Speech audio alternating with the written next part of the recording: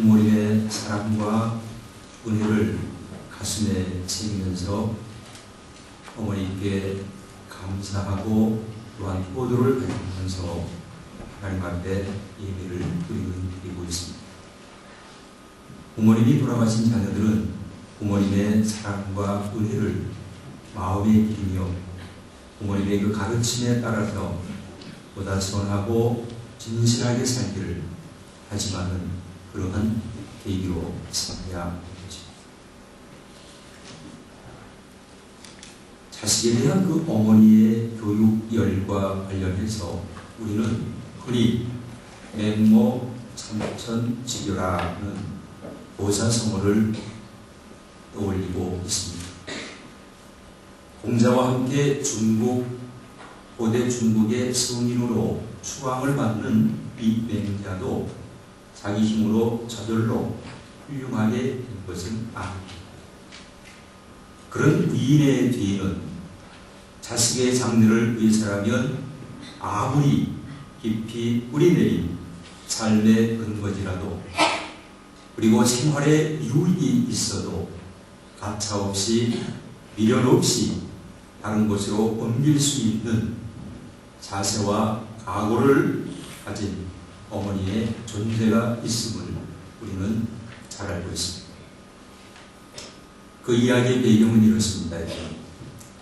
맹자의 어머니가 어느 날 밖에 나가보니까 어린 아들이 장사꾼 흉내를 내고 있어요. 이거 안 되겠구나. 그리고 당장에 짐을 싸들고 이사를 했다고 합니다. 이제 여기는 괜찮겠지 했는데 거기서 아이가 장례식을 지내는 공놀이를 하고 있었습니다. 이 역시 아이에게 교육적인 환경이 되지 못한다 여기고 세 번째로 이사를 하게 됩니다.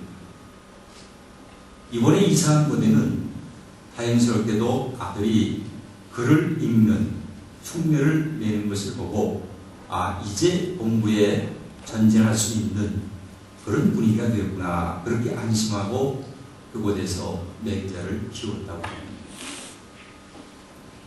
오늘날 우리나라 사람들은요 모두 맹자 엄마의 충실한 후예들인지 너도나도 할 것 없이 학군 좋은 곳들을 찾아다니면서 자식들의 교육에 열을 올리고 있습니다.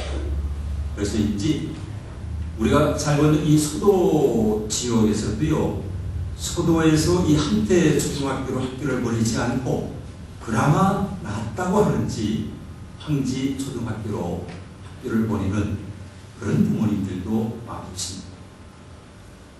교육적으로 황폐한 것을 피하려고 하는 마음은 어느 부모에게나 공통적인 것이고 그래서 때로는 자신의 생활과 인생의 목표마저도 부모로서는 과감하게 버리고 희생하는 그런 경우가 적지 않습니다. 그래서 아내와 자녀를 외국 혹은 타 지역에 유학을 보내고 홀로 사는 기러기 아빠라고 하는 새로운 가족의 문화가 만들어지고 있습니다. 이러한 마음은 부모의 마음은 자기 자신은 좋은 환경 속에서 교육을 받지 못했기 때문에 우리 자신만큼은 좀 더 좋은 조건과 좋은 환경 속에서 보다 나은 교육의 기회를 얻어서 실력을 키우고 차후에 좋은 인간관계를 이루고 또한 사회 진출에 있어서도 아주 좋은 그런 자리에 진출하기 위한 그런 의지가 매우 강하기 때문에 나타나는 현상이라고 보아집니다. 자, 여러분 이 맹모 삼천지교의 고장에는요 그냥 스쳐 지나갈 수 없는 문제적인 대목들이 한둘이 아님을 여러분들은 알고 계십니다. 오랫동안 전해져 내려온 동양의 대표적인 교육관이다. 그렇게 아무런 의심 없이 그대로 받아들인다라고 하는 것은 현대를 사는 우리에게 교육학적 의미에서도 위험한 일이 아닐 수가 없습니다. 이 고사가 우리의 부모들이 자식에 대한 교육관에 무의식적으로 영향력을 주는 것은 부인할 수 없는 사실이기 때문에 앞으로의 세대를 위해서라도, 앞으로의 우리의 자녀들의 교육을 위해서라도 한번 깊이 점검해 볼 필요가 있다고 생각이 듭니다. 여러분, 사람이 말입니다. 환경이라고 하는 데에 영향을 받는다라고 하는 것은 자연스럽고 당연한 일이지만, 그렇다고 해서 사람이 환경에만 일방적으로 의존하는 존재는 결코 아닙니다. 주변의 환경이 열악하다 하더라도 그것을 힘있게 돌파하고 일어서는 인간의 승리가 더욱더 값진 것이 아닙니다. 어느 환경에도 쉽게 적응하지 못하고 그 환경이 자녀의 교육과 여러 가지 상황에 맞지 않는다고 해서 그러한 것들을 배척한다고 하는 것, 내가 올 맹모의 상처는 자녀의 마음에 과연 무엇을 심어주게 될 것인가, 그걸 우리가 한번 깊이 있게 생각해 볼 필요가 있습니다. 그렇게 길러진 자녀, 그렇게 길러진 그 자녀의 내면의 힘이 주변의 환경을 어떻게 바꾸어내겠는가 라고 하는 이 문제보다는 주변의 환경에 더 큰 비중을 둠으로 해서 그 영향력에 갇혀있는 교육관을 드러내는 것이 아닐까, 우리가 한번 좀 생각해보고 짚어봐야 할 것입니다. 이러한 가치관으로 교육을 받은 자녀가 예를 들어서 자칫 문제가 발생했을 때에 자기 자신을 돌아보기보다는 무조건 환경 탓을 하고 다른 환경에 탓을 하게 되는 그런 인간형으로, 타육적인 인간형으로 자라나기가 쉽다고 하지.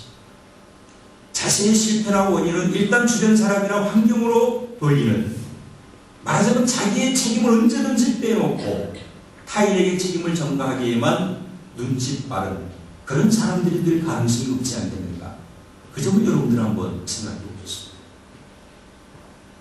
맹자의 어머니는 만약에 이사를 갈 수 있는 형편이 못 되었다고 하면 아마 분명히 내 아들 맹자가 잘못된 것은 주변의 환경 때문이요, 장사치 않은 사람들이 많았기 때문이요, 공놀이하는 사람들이 많았기 때문에 이렇게 주변의 환경과 주변의 사람들 탓이라고 아마 했을런지 모를 것입니다.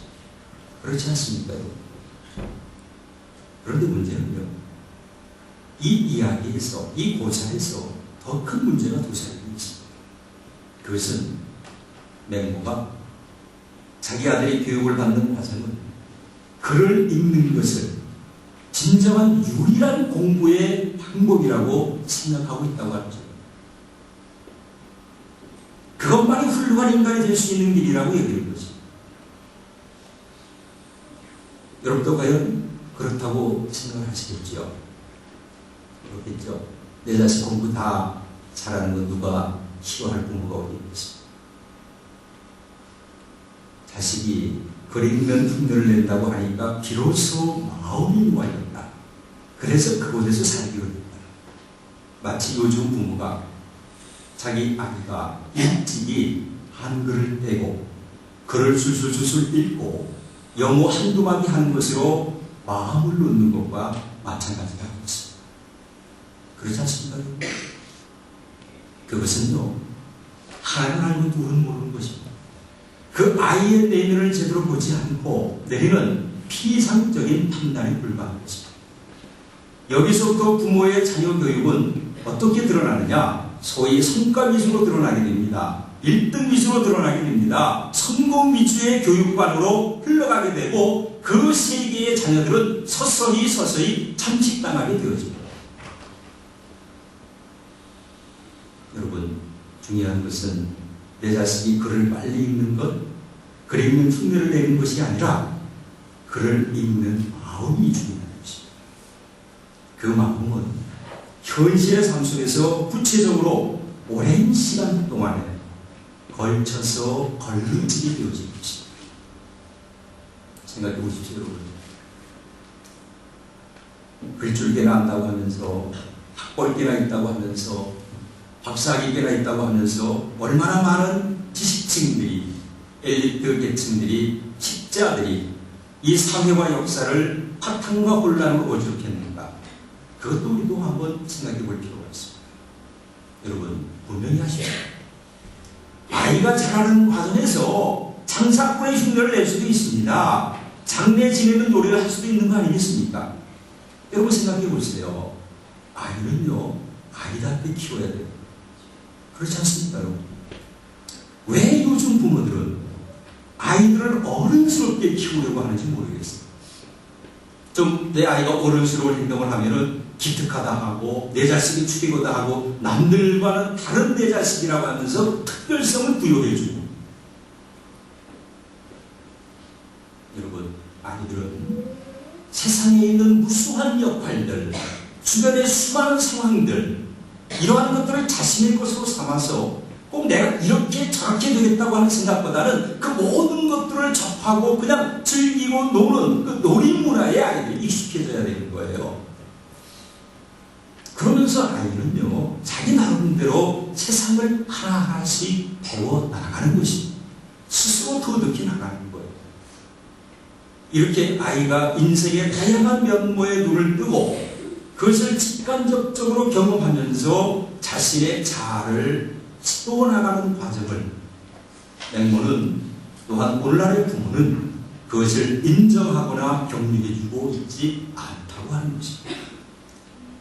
부모가 이미 강압적으로 자기 주관적으로 설정해놓은 아이의 그 자아를 아이가 순수하게 받아들이는 것을 교육의 성취로 내 아들 착한 아들로 엄마 아빠의 말을 잘 듣는 아이로 그렇게 이해하고 있다고 하는 것입니다. 이것은 우리 믿음의 사람으로서 하나님의 창조의 질서, 하나님의 섭리에도 위반되는 비신앙적인 자녀 교육의 방법. 게다가 맹자의 부모님은 장사하는 이와 또한 장래돌이 하는 아이들을 멸시하고 있습니다. 나쁜 짓을 해서 돈을 벌려고 한다든가 다른 사람을 해코자 하는 악습을 배운다고 하기는 몰라도 장사하는 흉내를 낸다고 장사꾼이 되는 것도 아닐 테고, 장래놀이에서 복을 한다고 해서 매일 복하면서 사는 것도 아닐 터인데, 자기도 모르고 복하면서 오히려 그 아이는 자기의 방식대로 복을 하면서 죽음과 마주하게 되고, 죽음의 의미가 뭔가 그걸 한번 생각하게 되고, 물건과 돈을 놓고 서로 밀고 당기는 거래를 흉내내면서 사람의 마음을, 사회성을 배워나가는 그런 법을 배우면서 자라나는 것이라는 것입니다.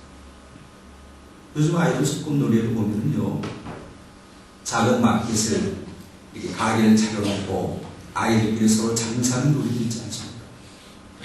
여러분, 아이는요, 동네의 골목 문화에서부터 아이의 사회성이 눈에 띄게 된다고 하는 것을 우리는 알아요. 어려서부터 그렇게 자라야 그러한 작은 경험으로부터 시작을 해서 새로운 지혜와 사회 적응력의 과정이 시작이 되어지는 거예요. 요즘 아이들은 골목 문화가 없습니다. 놀이 문화가 없어요.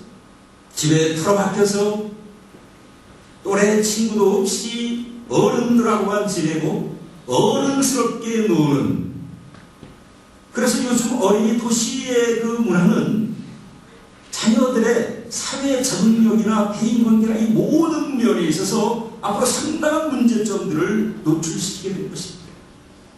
지금은 아이들이 어른스럽게 잘 자라고 글귀나 읽는 것 같고 똑똑한 것 같지만은 이 사회성의 문제, 대인관계성의 문제에서는 엄청난 문제가 야기되게 될 것입니다. 굉장히 이기적이고 자기중심적이고 내 뜻대로 안 되면 분이 넘쳐서 어떻게 할 줄 모르는 그런 사회 적응력이 굉장히 미미하게 자라게 될 것입니다.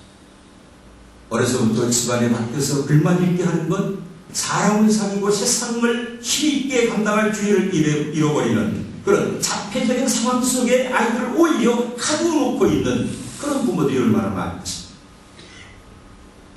맹모 자녀의 교육 방식을 무조건 비난하고자 하는 것이 아닙니다. 우리 현실에 맞춰보자 하는 것입니다.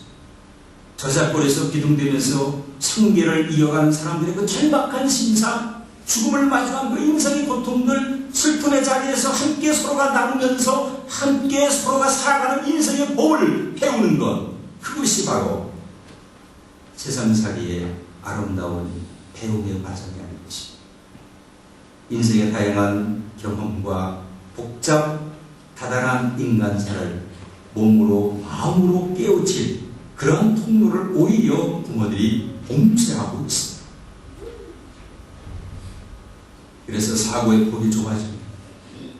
그래서 배우는 지식만이 배우는 것으로 학문만이 최고의 사회성에서의 성공할 수 있는 유일한 길로 그런 아침에 빠져서 넓고 깊은 진리보다는 좁기 좁은 나만의 갇혀진 그런 진리의 세계 속에서 살아가게 되는, 그래서 그 아이들이 이후에 자라나게 되어지는 과정에서 포용력이 없게 되고, 이런 사람들이 자라남으로 해서 나중에는 인정머리가 없게 되고 내곡한 인간이 되고 자유위주의 인생관에 매몰되어져가는 그런 사람이 되어질 수 있다고 하는 것입니다. 여러분 자녀들을 그렇게 키우시겠습니까? 그래서는 공부 잘해서 언제나 1등만을 달려온 그런 인생들, 그분들의 인생의 세계를 한번 들여다보십시오. 한결같이 그네들은 교만합니다. 자만에 빠져있습니다. 사람을 무시하는 속도는 가히 최고 속도를 자랑하면서 자기 모순에서 깨어나지 못하고 있는 사람들이 얼마나 많이 있는지 모릅니다. 그들은 자기보다 못한 사람들 위에 군림하는 것을 오히려 취미생활로 여기는 사람들이 많이 있습니다. 출세의 길을 위해서는 무엇이든지 해내고자 하는 수단과 방법을 가리지 않고 해내려고 하는 그런 비열한 인간성, 산성 우리가 엿볼 수가 있습니다. 맹모상천교의 보상은 힘들고 어려운 삶 속에서도 어머니의 정성과 뜨거운 교육률이 자녀의 장래에 든든한 힘이 되었다고 하는 식의 윤리적인 가르침만을 우리에게 전수할 뿐입니다. 그 고사에는 인간이 자라면서 현실을 어떻게 보아야 하고, 그래서 어떠한 마음을 길러내야 된다라고 하는 해답을 얻을 수가 없어요. 배움의 근본의 목적, 그야말로 이루어야 할 바에 대한 그 가치관이 뚜렷하게 우리에게 지시되고 있지 못합니다. 현대인들의 출세주의적인 교육관에 물들어서 물들 수 있는 대로 물들어 있는 현실에서 이 맹모상천지교는 과거나 현재나 별다를 바 없는 그러한 현실의 교육관의 모습을 보는 것 같아서 마음이 씁쓸할 때가 있습니다.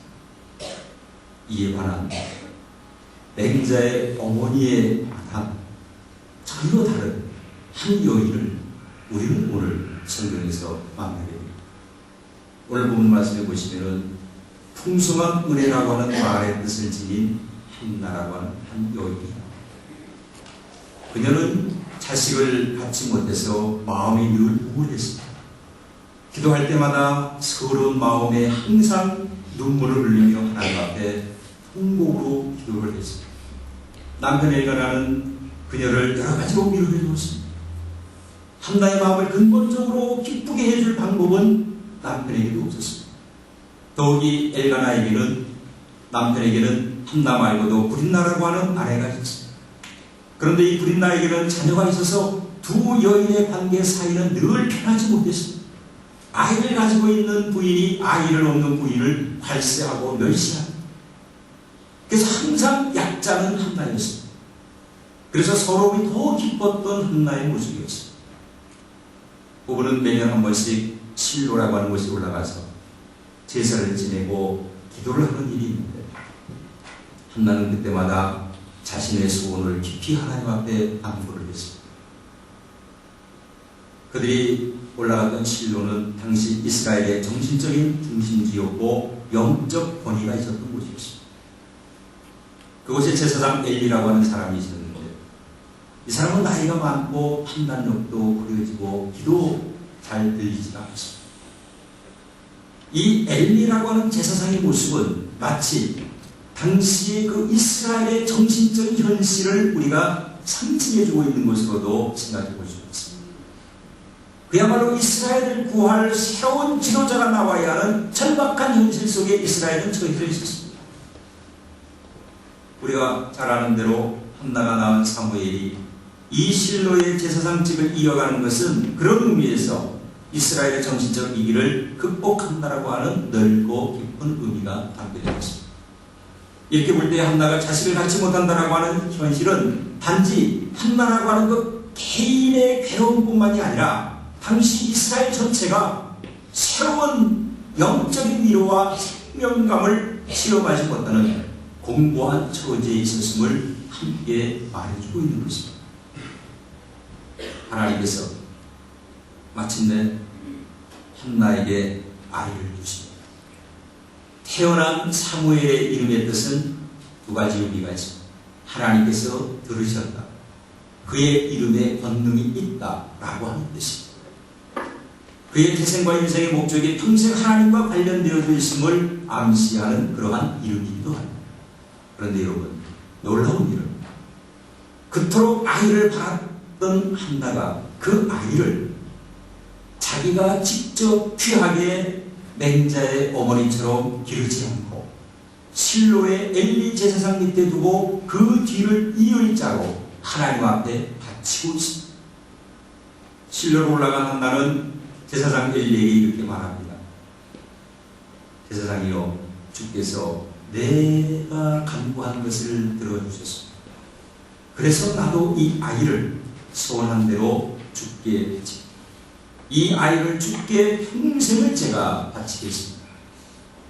여러분, 자식의 한 평생을 하나님께 바친다라고 하는 것은 그 아이의 평생을 하나님께서 감당해 주시리라고 하는 그러한 간구이고, 이 아이가 평생 하나님이 맡기시는 소명대로 살게 해달라고 하는 그러한 간구이기도 한 것입니다.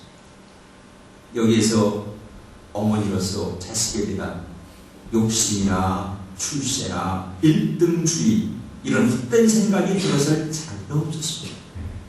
하나님께 이미 바쳐졌으니 이제는 내 자식이 아니요 이미 하나님의 것이라고 하는 그러한 소유의 개념마저도 집착마저도 포기했습니다. 하나님께서 기다리던 자식을 주신 것 자체로 이미 기쁘고 그로서 어머니로서의 즐거움은 충분했다라고 하는 것이 바로 한나의 마음이었습니다. 젖을 대로 아이를 주님께 드린다라고 하는 것, 이 아이의 영적 자양분을 공급해 주시는 원천이 어머니에게 있는 것이 아니라 하나님께 있다라고 하는 점을 한나는 분명히 깨달았을 것입니다. 그리고 아이의 삶의 가치가 평생토록 하나님의 나라의 뜻을 위해서 발휘할 수 있도록 간절한 마음으로 기도하고 있습니다. 사랑하는 여러분, 이만한 어머니의 마음을 어디에서 찾아볼 수가 있습니까? 한나는 연절이자 자신을 괴롭게 해온 불임나에게 보라는 듯이 내세울 수 있는 출세한 아들을 만들어 달라고 하나님께 간구하지 않았습니다. 진실로 자식을 위한 기도로서 이만한 기도가 여러분은 어디 있다고 생각을 하십니까?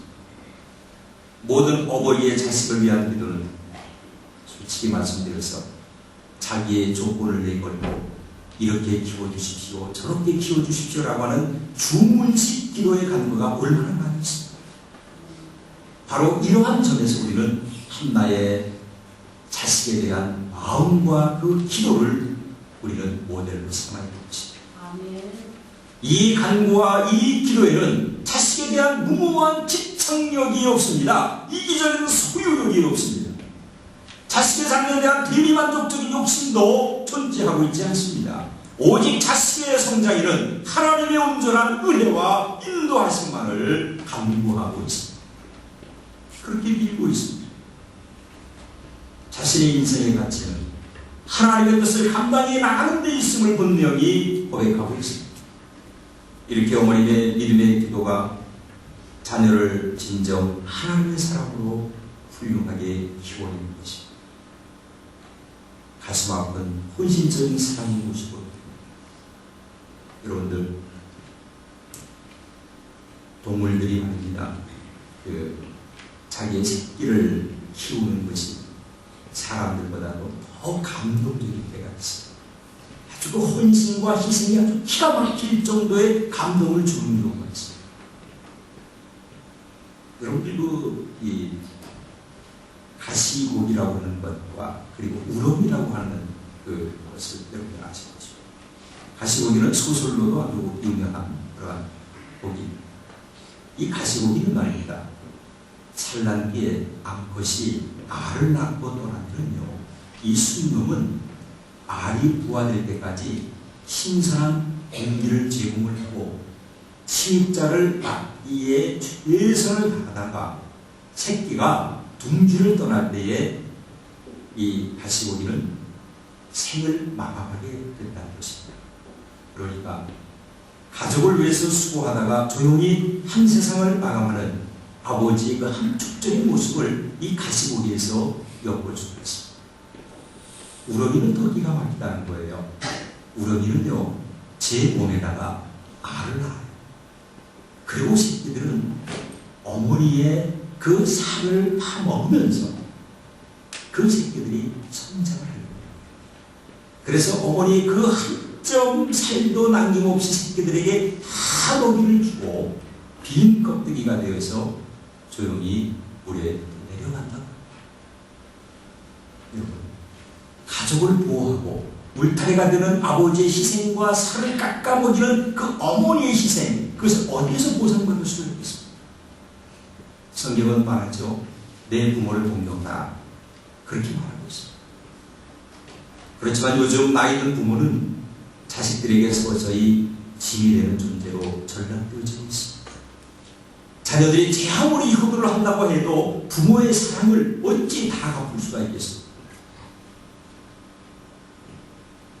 오늘 어버이 주일 맞이해서 모든 어버이들의 노고와 사랑에 깊이 자녀들은 감사를 드리고, 그리고 하나님께로부터 내리는 그 은총이 함께하기를 자녀분들은 늘 어버이를 위해서 기도하시는 자녀들이 되어버린 것입니다.